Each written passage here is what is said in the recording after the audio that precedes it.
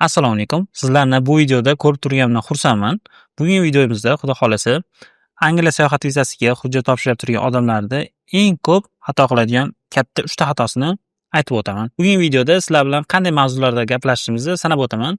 Birinchisi, vizaga topshirib turgan odamlarda eng ko'p qiladigan xatolarni sanaymiz. Ikkinchisi, nimaga odamlar o'zlari vizaga hujjat tayyorlaganda atkaz olishadi. Uchinchisi, atkaz qilinmaydigan vizani qanday olish mumkin? Ya'ni bunga hujjatlar qanaqa tayyorlanadi? Shu bo'yicha gaplashamiz. Kelinglar sizlar bilan vizaga hujjat topshirib turgan odamlarda eng ko'p qiladigan xatolar haqida gaplashamiz. Birinchisi bu bank spravka va bank oborotkalarini noto'g'ri tayyorlash. Ya'ni hujjat tayyorlab turganda bu eng muhim omillardan hisoblanadi. Ya'ni birinchisi bu sizning ishxona hujjatingiz bo'ladigan bo'lsa, ikkinchisi bank spravkangiz va oborotkasi hisoblanadi.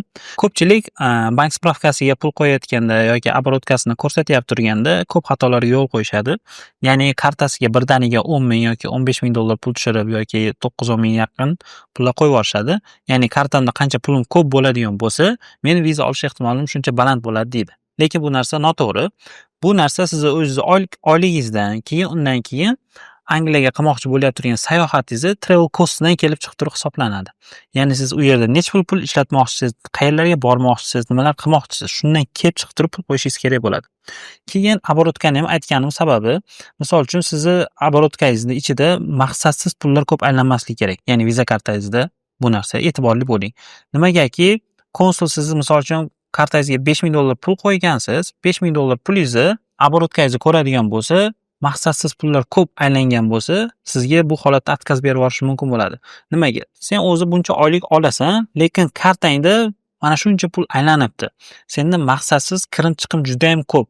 Men sendagi bor pulga ishonmayman deb turib 4.2A va 4.2S punktlar bilan atkaz berib yuborishi mumkin bo'ladi. Shuning uchun kartangizga qo'yib turgan pulingizga ham e'tiborli bo'ling va kartangizda ishlatilayotgan turgan kirim-chiqimga e'tiborli bo'lishingizni tavsiya qilaman. Ikkinchisi, sayohat tarixingizni noto'g'ri tushuntirish. Ya'ni Angliyadan oldin boshqa davlatlarga sayohat qilgan bo'lsangiz, mana shu sayohat tarixingizni to'g'ri tushuntirib bera olmaslik. Ya'ni misol uchun siz Dubayga yoki Turkiyaga, Ozarbayjonga borgan bo'lishingiz mumkin. Anketa to'ldirib turgan paytingizda har bitta sayohatingizni ko'rsatib ketishingiz kerak bo'ladi. Ya'ni bu davlat, misol uchun Turkiyaga borgansiz. Turkiyaga nima uchun borgansiz? Oilangiz bilan dam olgani yoki Dubayga o'rtoqlaringiz bilan ekspoga yoki aylangani biznes tashrif bilan borgansiz. Mana shu narsalarni barchasini to'g'ri tushuntirib berishingiz kerak bo'ladi. Bu sizga viza olishingizga juda katta yordam beradi. Shuning uchun anketa to'ldirib turganda yoki hujjatlaringizni tayyorlayotganda avvalgi qilgan sayohatlaringizni aniq har bittasini ko'rsatib keting.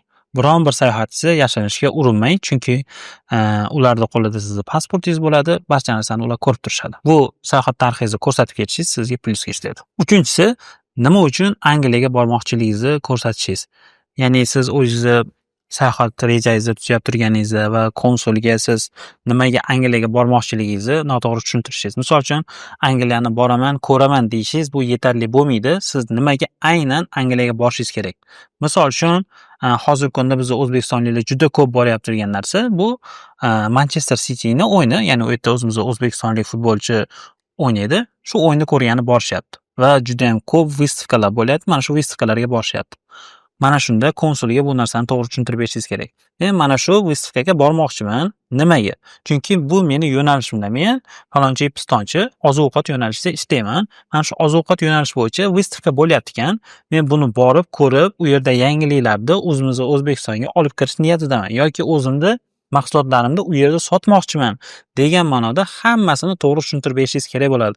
Men boraman, ko'raman, aylanib kelaman degandan ko'ra, men mana bu vystavkaga boraman yoki mana bu futbol o'yiniga boraman, maqsadim shu. Shundan keyin men qaytaman deb tushuntiradigan bo'lsangiz, bu ancha ishonarliroq bo'ladi.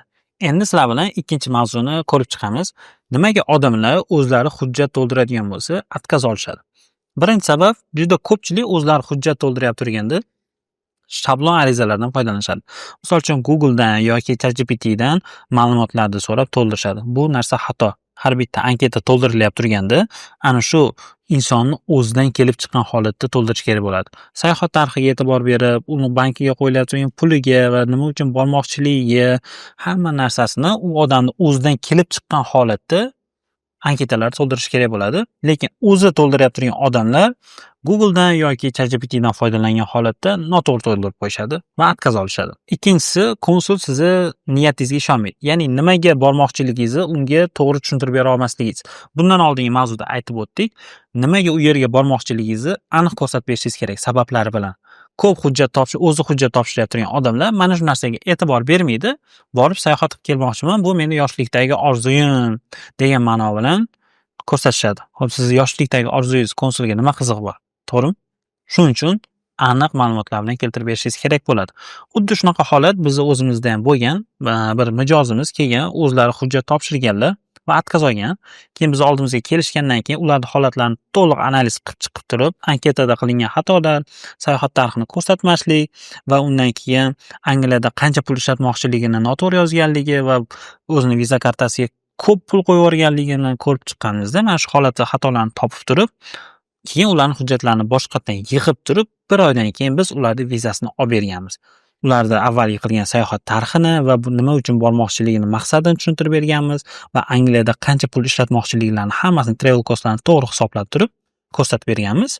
Mana shu ekraninglarda ko'rib turgan vizalar biz откazdan keyin olib berganmiz. Bu mijozimiz bundan oldin o'zlari topshirgan, keyin отказ olganlar.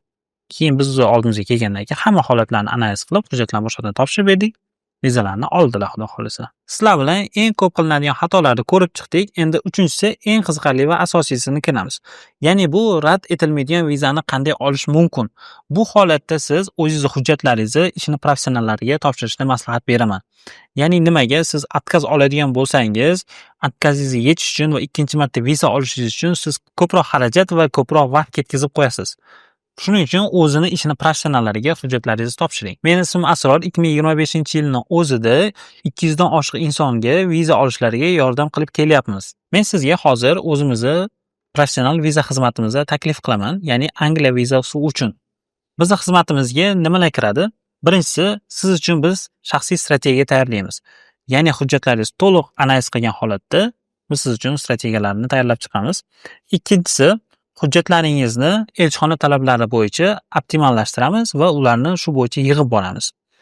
Uchinchisi, sayohat rejangiz, cover letteringiz, keyin misol uchun kimdir sizga homiylik qilyapti turgan bo'lsa, homiylik xatlarini barchasini to'g'ri va aniq tartibda yozib chiqamiz. To'rtinchisi, risklarni kamaytiramiz. Ya'ni siz отказ olmasligingiz uchun har bitta jarayonni to'liq nazorat qilib, tekshirib boramiz. Beshinchisi, barcha tayyor bo'lgan hujjatlarni elchixona ko'zi bilan tekshirib chiqamiz. Ya'ni sizni hujjatlaringiz to'liq yig'ilib bo'lgandan so'ng, hujjatlaringiz yuklanishidan oldin biz hammasini boshqatdan tekshiramiz. Anketangizni, cover letteringizni, travel planingizni, qo'yilgan pullaringizni va u yerda qancha pul ishlatmoqchiligingizni hammasini boshidan oxirigacha tekshirib chiqib turib, keyin biz sizni hujjatlaringizni saytga yuklaymiz. Kelinglar, mana shu keysimiz bo'yicha sizlar bilan gaplashamiz. Bu ekraninglarda ko'rib turgan vizani biz mijozimizga olib berganmiz. Bizga kelishlaridan oldin 2 marta отказ olganlar Angliyaning sayohat vizasidan. Biz bular kelganda holatini to'liq analiz qilib chiqdik. Analiz qilganimizda shuni bildikki, bularni oylik ish haqlari juda ham past bo'lgan. Ya'ni 3 million so'm oylik olardilar. Angliyaning sayohat vizasini olish uchun eng kamida 14 million so'm oylik olishingiz kerak. Bundan kam oylik bilan ham olsa bo'ladi, faqat bunga to'g'ri strategiya qilish kerak. Bu mijozimiz bizga kelganda ikkita отказ bilan keldi. Analiz qilganimizda shuni bildikki, bularga sayohat vizasi yana topshirib turib, viza olish juda ham qiyin. Shuning uchun biz bularga biznes viza olishni taklif qildik. Bular rozi bo'lgandan keyin biz Angliyadagi hamkorlarimizdan приглашение olib turib, bularning hujjatlarini boshqatdan tayyorlab turib, biznes safarini ko'rsatib turib, bundan oldin mijozimiz Yevropaga va Qatarga biznes tashrifi bilan borgan ekanlar. Bu biz uchun juda ham zo'r bo'ldi. Avvalgi sayohat tarixini hozir Angliyaga bormoqchiligiga uladik. Ya'ni biznes viza bo'lgani uchun u yoqdagi universitetlar va maktablar bilan hamkorlik maqsadida boryapti degan ma'noda elchixonaga ko'rsatdik va barcha hujjatlar to'liq tayyorlab turib, ularning hujjatini topshirdik va birinchi urinishdayoq ularning vizasini olib berdik. Mana bu keysimizni ham ko'rishinglar mumkin. Er-xotin, oila birgalikda Angliyani sayohat qilishmoqchi edi. Bular biz oldimizga kelishganda hujjatlarni analiz qildik. Ikkovlarini ham 4 million so'mdan oyliklari chiqar ekan rasmiy tarzda. Bu Angliyani sayohat vizasini olish uchun juda ham kam. lekin suhbat davomida ularni analiz qilganimizda aytib qoldilarki, ularni o'zlarini YTTlari bor ekan. YTTsida shu 6 oy davomida 700 millionga yaqin pul aylantirgan ekanlar. Bu juda ham zo'r. Biz bularni hujjatiga asosiy hujjat qilib turib ularni YTTsini ko'rsatdik va o'zlarini mehnat daftarchalarini qo'shib turib, oyliklarini MyGovdan emas, Firmini blankaga yozib, albatta sal balandroq qilib ko'rsatib turib, Firmini blankaga yozib turib, qo'shib kirgizdik mana shu hujjat bilan. Va ularga birinchi urinishdayoq Angliyani sayohat vizasini olib berdik.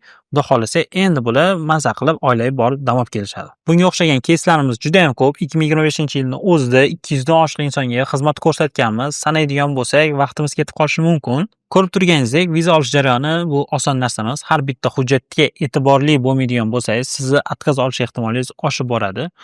Shuning uchun bu narsani siz hujjatlaringizni o'zini ishini professionallariga topshiring. Biz mijozlarimizni risklarni imkoni boricha minimallashtiramiz va ularni hujjatlarini professional tarzda tayyorlab, hujjatlarni topshirib beramiz. Agar siz ham yaqin o'rtada Angliyaga sayohat qilmoqchi bo'lsangiz yoki biron bir выставкаga bormoqchi bo'ladigan bo'lsangiz, bizga murojaat qiling. Biz sizga 90% отказ olmasligingiz uchun harakat qilgan holatda hujjatlaringizni professional tayyorlab, hujjat topshirishingizga va viza olishingizga yordam beramiz. Bizni viza servis xizmatimizning narxi Angliya uchun $400 bo'ladi, lekin siz mana shu videoni oxirigacha ko'rganingiz uchun birinchi ro'yxatdan o'tgan 5 ta insonga men bonus beraman. Ya'ni bu bonusimiz bizning xizmatimizga 30% skidka beramiz. Buning uchun siz pastda biz link qoldirganmiz. Mana shu link orqali ro'yxatdan o'ting va biz sizga o'zimiz aloqaga chiqamiz.